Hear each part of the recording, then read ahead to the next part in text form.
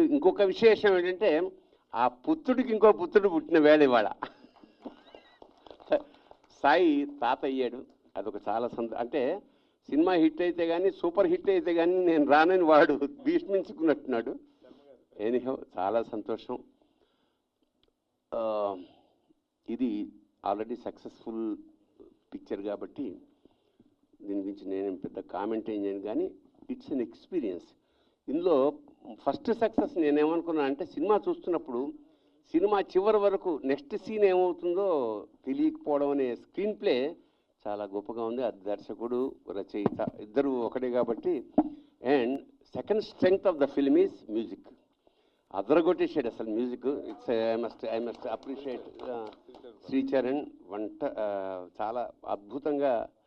అంటే ఒక్కొక్కసారి ఏంటంటే మన చేతిలో ఏముండవు, అన్నీ కుదిరిపోతాయి. అలాగా అందరి పాత్రలు, చాలామంది క్యారెక్టర్స్ కొత్త వాళ్ళు ఇందులో, అంటే కొంచెం పాత వాళ్ళు కొత్త వాళ్ళు మిక్స్ చేశారు.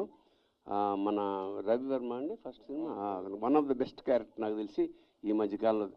ప్రతి సీన్లోనూ ఏదో ఒక ఉత్కంఠ, నెక్స్ట్ ఏమవుతుందన్న ఇది కలగజేశారు. అది ఫస్ట్ హాఫ్ అంతా సైన్స్ మీద వెళ్ళి సెకండ్ హాఫ్ డివోషనల్. హీరో ఇంత ఏంటంటే ఎక్కడ సినిమాలో పాటలు లేవు. ఆశ్చర్యం వేసింది నాకు. నేను పాటలు లేకుండా సినిమా ఎలా తీసేసాడా అనిపించింది. అంటే పాటల అవసరం మాకు స్ఫురించలేదు అసలు. అలా ఊపిరి సలపకుండా తీసేసాడు. పైగా 2.5 గంటల సినిమా ఇది. నాకు ఇంతవరకు నాకు తెలియదు. రెండో పాయింట్, చాలా అవసరం. హీరో హీరోయిన్లు, ప్రేమ, ఈ గొడవ ఏమీ లేదు. అంటే ఆశ్చర్యం అన్నమాట. ఎవ్రీథింగ్ చాలా కొత్తగా డిజైన్ చేశాడు. ఆ వెన్నుపూస మీద దాని పేరు బుడిపి రావడం అనే కాన్సెప్టు అది చాలా థ్రిల్లింగ్గా ఉంది. నెక్స్ట్ ఎవరికి వస్తుందా, ఏ క్యారెక్టర్కి వస్తుందో తెలియకుండా ఒక సస్పెన్స్లో మెయింటైన్, మనం కూడా తనని చూసుకునాల్సిన పరిస్థితి ఏర్పడింది ఒక దశలో. So it's a fantastic experience. Shambhala అనేది ఒక అనుభూతి నిజంగా. లాస్ట్కి వాళ్ళు ఇచ్చిన ఆ సౌండ్, అంటే గంటలు మోగించడంలో ఉండే ఒక సైన్స్ చెప్పాడు. యాక్చువల్గా ఎలక్ట్రానిక్ మైక్రోస్కోప్ కనుక వేసి మనం గంట దగ్గర కనుక ఆగమార్థంతు దేవానాం గమనార్థంతు రాక్షసాం అంటారు. అంటే పాజిటివ్ ఎనర్జీ రావడానికి, నెగటివ్ ఎనర్జీ పోవడానికి గంట వాడతాం గుళ్ళో మనం. అది ప్రధానం. అయితే గంట కుడుతున్నప్పుడు కనుక ఎలక్ట్రానిక్ మైక్రోస్కోప్ కనుక నువ్వు ఫోకస్ చేసి పెట్టగలిగితే కొన్ని కోట్ల క్రిములు, నెగిటివ్ ఎనర్జీ కుప్పగల రాలి పడిపోతాయి అన్నమాట. దట్ ఈజ్ అదే పవర్ ఓంకారానికి కూడా ఉంది. ఓంకారము గంట దగ్గరగా ఈ రెండు ఒకే పనులు చేస్తాయి, అంటే శుద్ధి చేస్తాయి అన్నమాట.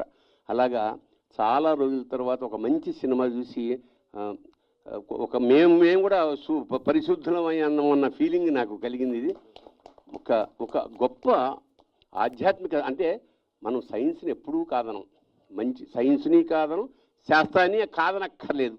There are some extraordinary points which we cannot explain with science అన్నది.